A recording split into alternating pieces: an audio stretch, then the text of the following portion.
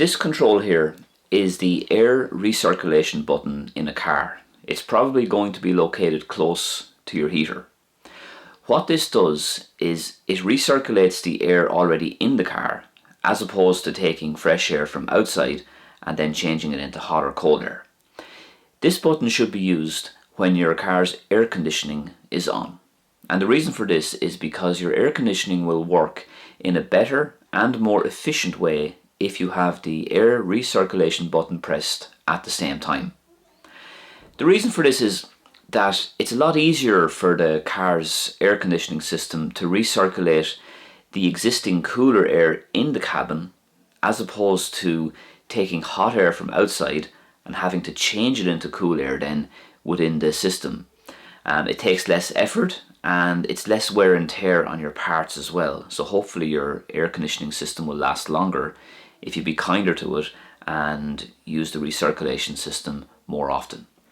So it's also useful to use this button if there was bad smells outside. Like, let's say for example you were in a tunnel and there was bad exhaust smells, or you were driving behind a rubbish truck and the smells weren't the most pleasant.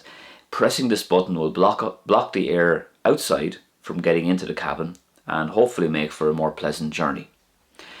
One important thing to say though about this is you should not use this button if you want to clear your windscreens of any fog or condensation or ice or frost.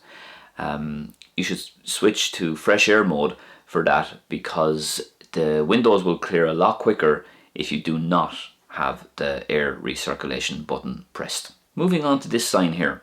This is the sign for a Contraflow bus lane, but a lot of people don't actually know what a Contraflow bus lane is.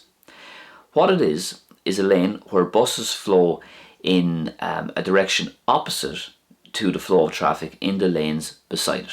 So for example, you as a car driver could be driving on a one-way street, and then to your left there could be a bus lane and the buses could be coming the opposite direction to the way you're going.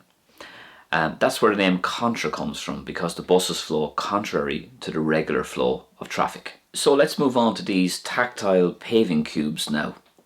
You've probably seen these on footpaths over the years. What these tactile paving cubes do is they help the visually impaired and the blind in terms of crossing the road safely.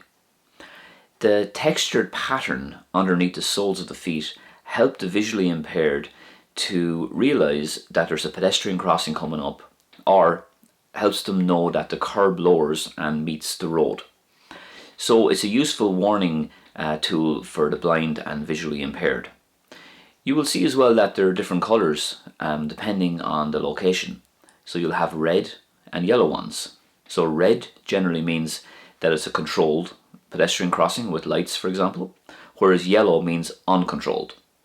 Just because someone is visually impaired doesn't mean they're completely blind, so they may be able to distinguish the colours in their limited vision or in their peripheral vision.